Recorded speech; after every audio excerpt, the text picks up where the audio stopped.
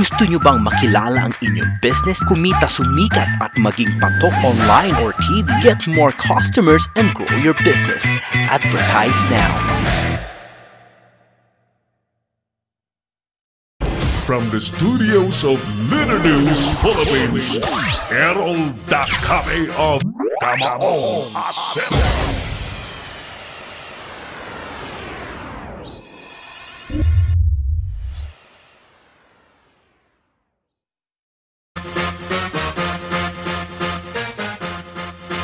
Thank you. Welcome back sa ating pangdaigdigang broadcast ng Kamaong Asset program. Nasa pangalawang bahagi po tayo ng ating palatuntunan. Any moment, ipapasok po natin ang ating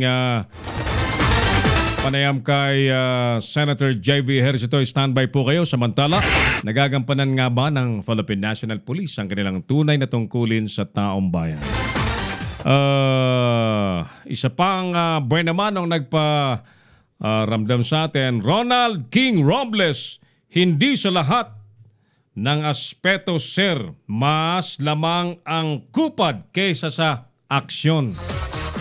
Maybe he is speaking of his experience, no? Kayo po, ano po ang inyong opinion? Kayo po, ano ang pangkaranasan patungkol po sa serbisyo ng Philippine National Police? Ang assessment po ng paglingkod ng PNP sa taong bayan. Nanonood po sa atin. Salamat! Amigong Camilo Miliendes and Jay Del Monte dyan sa Caloocan City. By the way, yung mga nanonood po sa atin, if you wanted to react, feel free, no?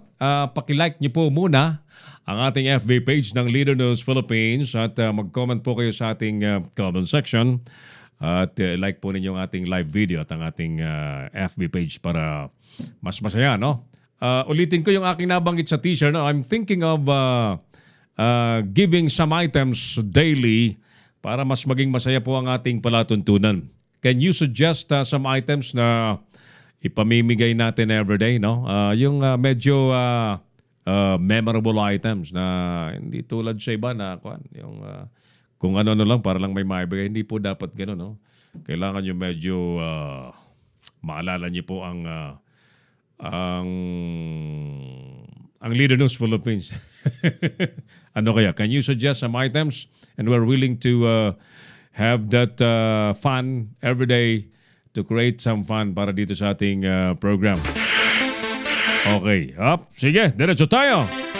John Garcia of Cavite. Kamusta po kayo dyan sa Cavite?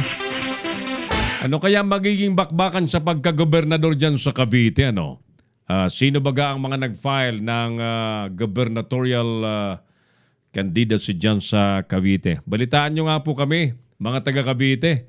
At by the way, dyan po sa 13 Martires City, dyan sa lalawigan po nga ng Cavite, ang atin pong masasabi lamang po dyan sa kandidato po na nagnanais pong magpaglingkod bilang alkalde, ay tiwala po ako at ini-endorse ko po sa inyo ang aking kaibigang si Denver Colorado, ang number 1 councilor at ngayon po incumbent vice mayor po ng 13 Martires City, isang napakagandang lugar. Hindi po ako mag-i-endorso ng isang dispalinghadong public servant or nais maglingkod, no? So ako po'y kumbinsido ng mamang yan, ang kaibigan natin yan ay wala pong bahid sa kanyang pangalan at hindi po yan nasubukan na makisawsaw sa anuman pong illegal na gawain. Bagkos siya po'y laging ang lakad niya po'y matuwid, ano? Ang lakad niya po'y mga matatuwid na transaksyon sa ngalan ng serbisyo publiko ng 13 Martires City. Senator JV, we're calling your phone. Pakisagot, sir, at nang mabigyan na natin ng puwang ang kanyang mga paglilinaw sapagkat dumami po ang mga hate posts sa social media laban po sa ating kaibigang senador, ano? Kung ano-anong mga paninira na nais kong bigyan ng daan dito yung kanyang kasagutan habang ang ating ang aking pinsang si Primong Joel Brocales, ang may-ari po ng Mix lounge and restaurant dyan, music and magdapakaganda yung kanyang restaurant, Mix Restaurant dyan sa Guadalupe City sa Makati. Nakasama ka na doon, di ba? No? Di pa. Baka bukas may time tayo. Dan tayo doon at matikman mo yung kanilang matsalap na halo-halo.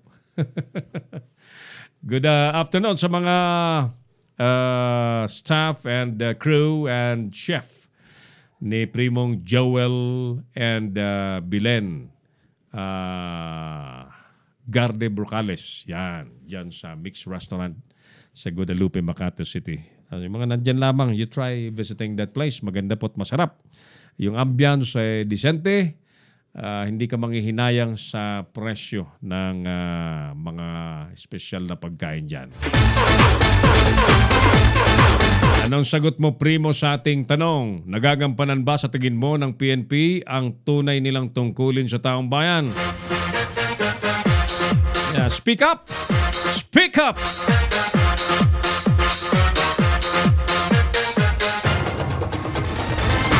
Nagbanta mga kaibigan ng gobyerno na sa sino man pong nasama na sa narco-list ng pamahalaan, hindi po kayo pwedeng lumabas ng bansa basta-basta without due clearance. At yan pagka ginawa daw po ninyong tumakas kayo, lumayas kayo sa ating bansa ng walang proper clearance from the authorities. Number one, from the LGU, the DILG, ay yayariin kayo ng kaso. Now, I just wanted to know kung nakasuhan na ba yan sa korte. Yung mga diniklarang narco-politician na presidente pa ang nagbasa ng 46 na pangalan na nasa listahan po at sinasabing beripikado at siguradong sangkot at involved sa drugs na mga nakaupong politiko. Mayor, congressman, konsihal, at meron pang iba. Ayan. So, ito naman, ulitin ko, tayo po ay natutuwa sa nangyaring pagbanggit at paglabas po ng Pangulong Duterte sa naturang narco-list.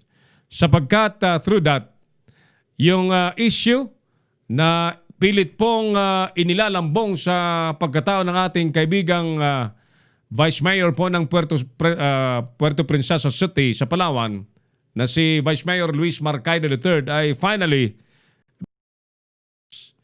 na tila isang malakristal na pagkakalinis sa mga tirada naman ng kanyang mga kalaban sa politika dyan. Kumbinsido po mga taga Puerto Princesa City na ang isyong pilit pong pinipintura sa pagkatao ni Vice Mayor Luis Marcaida ay gawa-gawa lamang po at talagang hindi totoo. Lalo't nung i-drug test po ang mama, ang ating kaibigang Vice Mayor Clarence, ay negative sa drug test. Alam niyo po, ang sinumang sumasaw-saw ang kamay sa drugs, number one, pag yan po ay drug test, ay siguradong sasabit po yan sa drug test. Sapagkat bago yan magbibenta, therefore gumagamit muna yan. So sa anggulo pong yan, ay hindi po napatunayan ng mga nag-aakusa ng ating kaibigang Vice Mayor Luis Marcaida III ng Puerto Princesa City ay talagang sangkot nga sa sinasabi nilang drugs sapagkat in the very drug test alone, pumalpak na sila. Negatibo ang resulta sa drug test kay Vice Mayor Luis Marcaida III. Last year pa yan. Nga lang, finally, masasabi po nating mas natuldukan pinalmente ang isyong yan na pilit pong ginagamit laban po sa ating vice alkalde na ipinagsusumigawan po ng mga taga Puerto Princesa City na siya ang bagay na mamuno ng isang magandang lungsod at ang hindi ang mga korap tulad po ng iba. Ang Luis Marcaida III ay wala pong kwento ng korupsyon. At mas maayos po ang paglilingkod, mas makatao, mabilis ang serbisyo pag hinanap mo nariyan at hindi po mayabang. Hindi tulad po ng iba na nang dahil sa pagkakaupo sa pwesto, akala po nila pag-aari na po nila ang buong Palawan, pag-aari nila ang mga taga-Palawan. Ang kayabangan po sa katawan, talo pa. Talo pa yung bagyong Yolanda sa lakas. Ulitin ko po, dyan po sa mga taga Palawan City, nilinis mismo ng listahan ng Pangulong Duterte ang isyong pilit pong ikinukulapol sa pagkatao ng ating kaibigang City Vice Mayor ng Puerto Princesa City, Vice Mayor Luis Marcaida III. Manoy Jun Bornasal sa Las Piñas City, kumusta ka na? By the way, nais namin ni Manoy Jun Bornasal, ang ating isa sa mga Board of Directors ng Philippine Online Broadcasters Association, na tuloy-tuloy pong ipangimbita na bukas na po ang application for membership sa POBA, Philippine Online Broadcasters Association. Bukas po ang ating lehitimo at nag-iisang rehistrado sa SEC na organization, Philippine Online Broadcasters Association, sa lahat pong mga nasa sektor, industriya po ng online broadcasting. Kayo po ay online broadcaster, online broadcast producer, online broadcast reporter, online broadcast engineer, o anuman pong trabaho po ninyo na may kinalaman po sa online broadcast. You are very much welcome to be an active member with the Philippine Online Broadcasters Association. Sa sino man pong interesado, i-PM niyo po ako personally. Errol Consulta na kami sa aking wall, sa page, sa Messenger. At isi-send po namin yung official link ng membership registration. Ano? Malapit na po yung ating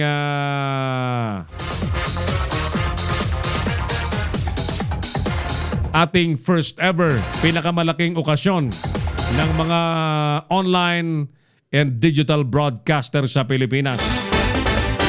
We'll be creating a national convention for our sector para tayo po'y makapaghanda, mag-usap-usap sa nalalapit pong eleksyon sa ating bansa.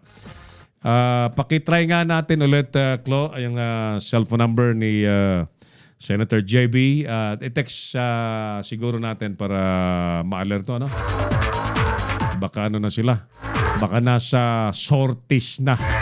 Baka nangangamay kamay na yan sa mga botante. Well, campaign period po ngayon at nasa kainitan po ng kampanya ng mga senador sa buong bansa. Yan. Kapag kayo po'y kinamayan ni JB Ejercito, what will be your reaction? Ayan, nandiyan na yata, no? Standby po kayo mga suki. Sali po kayo, sali kayo. At huwag kayong manatiling nakasilip lamang po sa ating live show, sa ating live program dito po sa Leader News Philippines. At tayo po ay napapanood din po nationwide via Pinoy Extreme Channel. Busy na? Ha? After 30 minutes. Nako po, I think hindi na natin naabuti ng oras yan. Ulitin natin yung ating pagbati sa Philippine Army ng kanilang anibersaryo. Muli po nating panoorin ang isa pang video ng ating pagsuporta sa Philippine Army.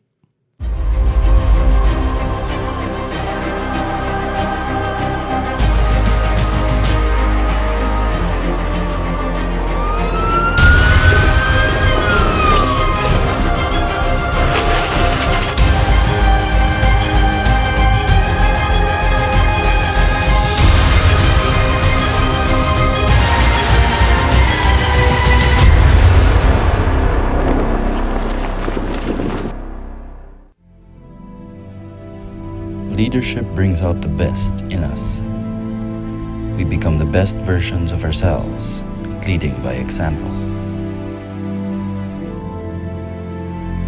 We learn to live with honor, take pride in our patriotism, and answer the call of duty. A leader doesn't just strive to make a living, but aspires to make a difference. We are trained to let fear be but a precursor to valor. And to thrive and triumph in the face of fear is what it means to be a soldier. But first, we need to make a choice. We must desire to help others, liberate the oppressed, and be a champion of peace. We must choose to inspire a nation worth fighting for. It is a choice that gives a sense of purpose and lifts us to great heights. Destiny waits for no one, and the choice is yours to make. Don't wish. Become.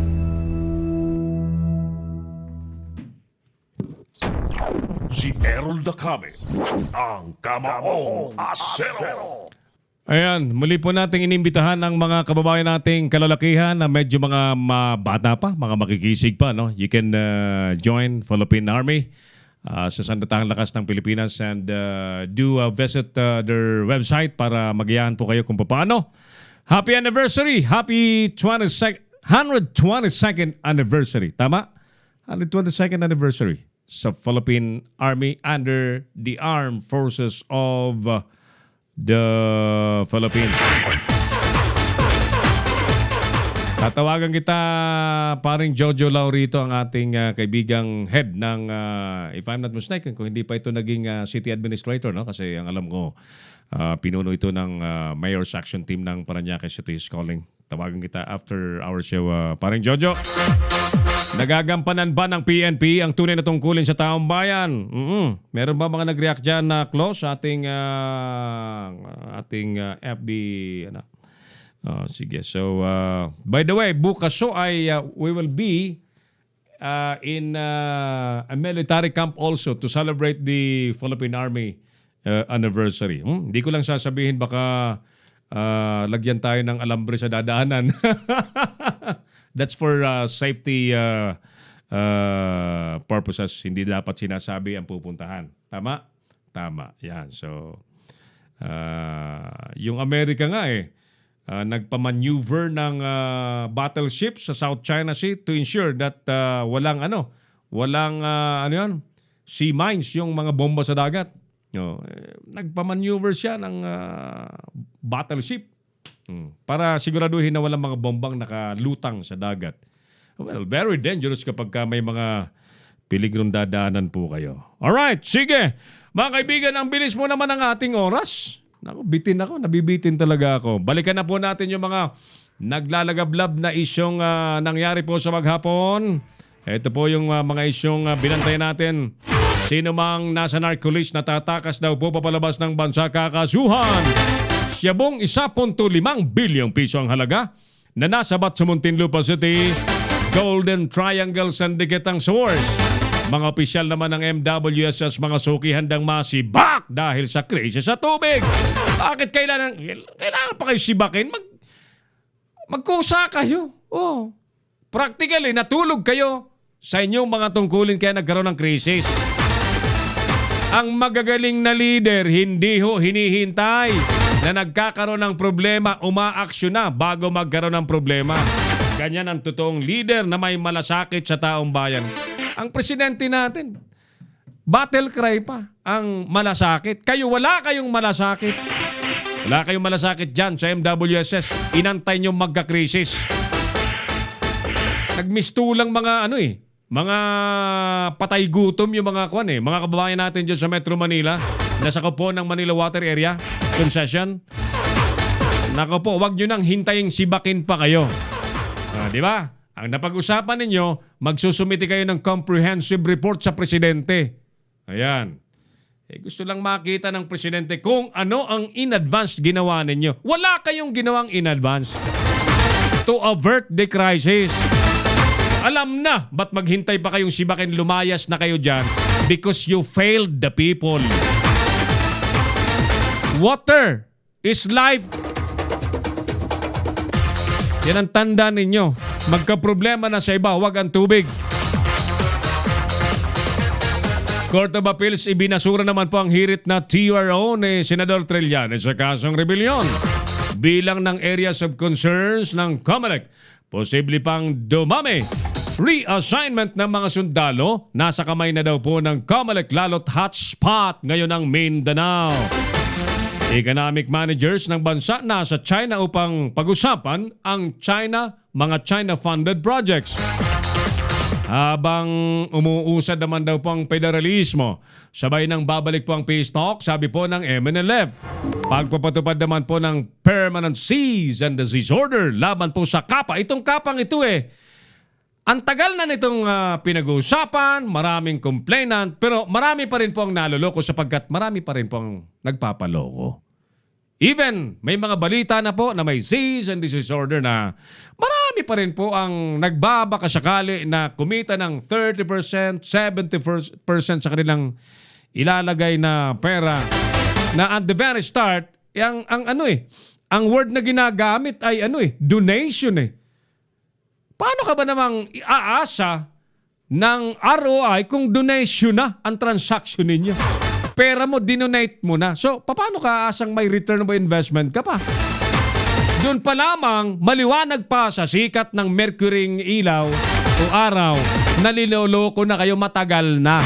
O ayan, may order na po ang SEC, Securities and Exchange Commission. Inatasan na ang NBI, ang PNP at lahat pong mga otoridad. Handa na ang NBI na ipatupad po ang cease and desist order. Ngayon, tinatawagan ko ang Anti-Money Laundering Council, ang Bangko Sentral ng Pilipinas, na kumilos na rin kayo bago maging huli ang lahat. Sapagkat kung ang mga perang yan po ay nakalagak sa bangko at hindi pa kayo kumilos ng mabilis, mawi-withdraw yan at malulusaw at alikabok lamang po ang matitira sa kanilang mga bank accounts nitong mga sangkot sa scam na ito. Ngayon, attention naman sa mga LGU na yung perang